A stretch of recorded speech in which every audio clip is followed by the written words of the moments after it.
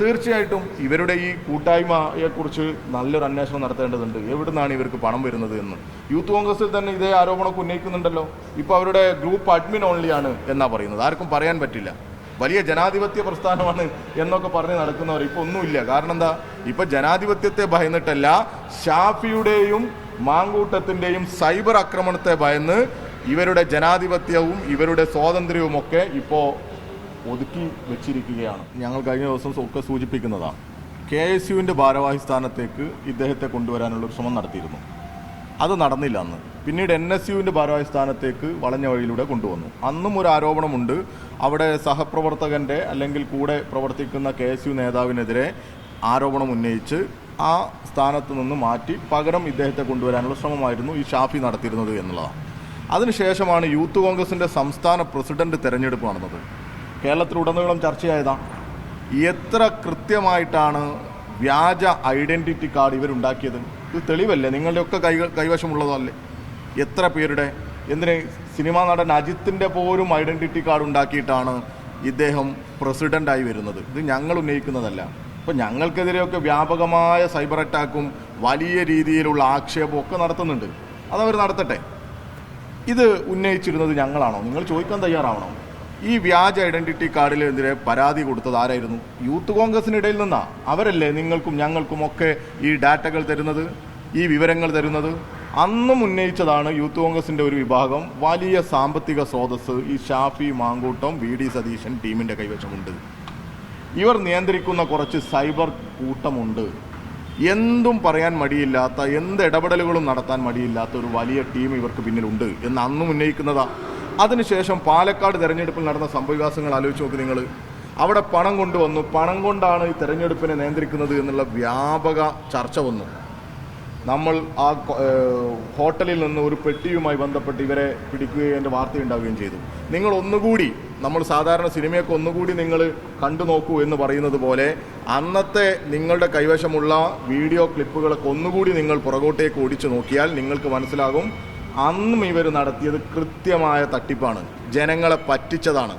എന്നിട്ട് വന്ന് പറഞ്ഞതെന്താ, ഈ പെട്ടി തുറന്ന് എൻ്റെ ഷർട്ടും മുണ്ടും ഞാൻ ഏത് ധരിക്കണം എന്ന് ഷാഫിക്കെ കാണിക്കണം, അത് കാണിക്കാൻ കൊണ്ടുവന്നതാണെന്ന് പറഞ്ഞു. ഓർമ്മയില്ലേ നിങ്ങൾക്ക്? അത് കാണിക്കാൻ കൊണ്ടുവന്നത് ആണ് എന്നാണ് ഈ MLA അന്ന് പറഞ്ഞിരുന്നത്. അവിടെ നിന്ന് ഇങ്ങോട്ട് ഓരോന്നെടുത്താലും ഇത് ഒരു വലിയ ഗൂഢസംഘമാണ് എന്ന് നമുക്ക് വ്യക്തമാകും. അപ്പോൾ അവർ ഈ കേരളത്തിലുടനീളം ഇവരുടെ ഈ സൈബർ ടീമിൽ കുറച്ച് സോഷ്യൽ മീഡിയ പ്ലാറ്റ്ഫോമിൽ അവർക്കുള്ള കുറച്ച് സ്വാധീനം ഈ ഫേക്ക് ഐഡികളൊക്കെ ഉപയോഗപ്പെടുത്തി എന്തും പറഞ്ഞ് ആരെയും ആക്ഷേപിച്ച് ഞങ്ങൾക്ക് ഇനിയും ഇവിടെ നിലനിന്ന് പോകാം എന്നാണ് ഇവർ കരുതുന്നത്. അതിനുവേണ്ടിയുള്ള കണ്ടന്റാണ് ഇവർ ക്രിയേറ്റ് ചെയ്യുന്നത്. ആദ്യഘട്ടത്തിൽ പത്രക്കാരെ കണ്ടു, എത്ര വാശിയോടുകൂടിയാണ് പറഞ്ഞിരുന്നത്. ആദ്യഘട്ടത്തിൽ പത്രക്കാരെ കണ്ട് പറഞ്ഞ സമയത്ത് ഇപ്പോൾ നേരത്തെ സനോജ് ചോദിച്ച പോലെ ഇത്രയൊന്നും എനർജിയുടെ ആവശ്യമില്ലല്ലോ. ഇത്രയൊന്നും എനർജിയുടെ ആവശ്യമില്ല.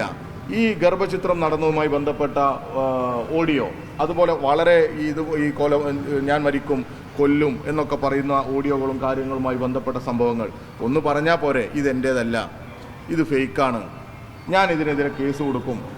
പിന്നെ ആരെങ്കിലും ഇതിന് പുറകെ പോവോ? ഇവർക്കൊരു സ്പേസ് ഉണ്ട്. എന്നിട്ട് ഇവർ പറയുന്നതിന് എന്തുണ്ട്? ഒരു മാന്യതയുണ്ട്. ഒന്നും പറഞ്ഞില്ല. പിന്നെ ഇന്നലെ വന്നിട്ടും പറയുന്നത് എന്താ, വേറൊരു കേസിൽ ഇങ്ങനെ ഒരു സംഭവം ഉണ്ട് എന്നുള്ളത്. അതിൽ രണ്ടഭിപ്രായമുണ്ട്, അത് അവിടെ ഇരിക്കട്ടെ. എന്നിട്ടും യഥാർത്ഥ പ്രശ്നങ്ങളിലേക്ക് ഏറ്റവും ഗൗരവമായി സമൂഹം നോക്കിക്കാണുന്ന വിഷയങ്ങൾ എന്തൊക്കെയാണ് എന്ന് അവർക്ക് തന്നെ അറിയാമല്ലോ. അതിനെക്കുറിച്ച് പറയുന്നില്ല. ഇതെന്തിനാണ് എറിഞ്ഞു കൊടുക്കുന്നത്? ഇങ്ങനത്തെ കുറച്ച് ഡാറ്റകൾ അവർ ഉണ്ടാക്കുകയാണ്, ക്രിയേറ്റ് ചെയ്യുകയാണ്. എന്തിനു വേണ്ടി? ഈ സൈബർ ആക്രമണത്തിന് വേണ്ടി.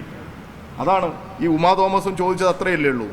എന്താണ് ഇതിൻ്റെ പിന്നിലുള്ളത് എന്ന് ഈ മൗനം വെടിഞ്ഞ് അങ്ങ് പറഞ്ഞാൽ പോരെ?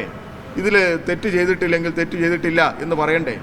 ഞങ്ങളും ഇതുപോലെ വ്യാജമായി അല്ലെങ്കിൽ എന്തെങ്കിലും ആരെങ്കിലും ഗൂഢാലോചന നടത്തിയിട്ടാണ് ഈ പറയുന്ന MLA ആക്രമിക്കാൻ ശ്രമിക്കുന്നത് എങ്കിൽ ഞങ്ങൾ MLAയുടെ കൂടെ നിൽക്കുക. എന്താ സംശയമുള്ളത്? അങ്ങനെ ഒരാളെയും കേരളത്തിൽ അങ്ങനെ വ്യാജമായി വേട്ടയാടാനൊന്നും ഞങ്ങൾ അനുവദിക്കില്ല. കോൺഗ്രസിൻ്റെ സംസ്കാരമൊന്നും ഞങ്ങൾക്കില്ല. പക്ഷേ ഇവിടെ അങ്ങനെയല്ലല്ലോ. ഇത്രയും ദിവസം കിട്ടി, ന്യായീകരിക്കാൻ പോയിട്ട് അതിലൊരു വസ്തുതയുടെ ഒരു തരിമ്പ് പോലും അവശേഷിക്കാൻ തരിമ്പ് പോലും ഇല്ല എന്ന് പറയാനോ അല്ലെങ്കിൽ ഇതിൽ എനിക്ക് ബന്ധമില്ല എന്ന് പറയാനോ ഒരു സമയം പോലും, ഒരു മിനിറ്റ് പോലും ചെലവഴിച്ചിട്ടില്ല. സാധാരണ അങ്ങനെ അല്ലല്ലോ. തീർച്ചയായിട്ടും ഇവരുടെ ഈ കൂട്ടായ്മയെക്കുറിച്ച് നല്ലൊരു അന്വേഷണം നടത്തേണ്ടതുണ്ട്. എവിടുന്നാണ് ഇവർക്ക് പണം വരുന്നത് എന്ന്. യൂത്ത് കോൺഗ്രസിൽ തന്നെ ഇതേ ആരോപണമൊക്കെ ഉന്നയിക്കുന്നുണ്ടല്ലോ. ഇപ്പോൾ അവരുടെ ഗ്രൂപ്പ് അഡ്മിൻ ഓൺലിയാണ് എന്നാ പറയുന്നത്. ആർക്കും പറയാൻ പറ്റില്ല. വലിയ ജനാധിപത്യ പ്രസ്ഥാനമാണ് എന്നൊക്കെ പറഞ്ഞ് നടക്കുന്നവർ ഇപ്പോൾ ഒന്നുമില്ല. കാരണം എന്താ, ഇപ്പം ജനാധിപത്യത്തെ ഭയന്നിട്ടല്ല, ഷാഫിയുടെയും മാങ്കൂട്ടത്തിൻ്റെയും സൈബർ ആക്രമണത്തെ ഭയന്ന് ഇവരുടെ ജനാധിപത്യവും ഇവരുടെ സ്വാതന്ത്ര്യവുമൊക്കെ ഇപ്പോൾ ഒതുക്കി വെച്ചിരിക്കുകയാണ്. ഈ ഷാഫി പറമ്പിലിൻ്റെയും മാങ്കൂട്ടത്തിൻ്റെയും ഒക്കെ ഈ സൈബർ അക്രമങ്ങളെ പേടിച്ചിട്ടാണ് കോൺഗ്രസിലെ നേതൃത്വം പോലും ഇന്ന് പ്രവർത്തിക്കുന്നത് എന്നുള്ളത്. ഞങ്ങൾ ആലോചിക്കുന്നുണ്ട്. അതിൻ്റെ ഒരു പരിശോധന നടത്തിക്കൊണ്ടിരിക്കുന്നു.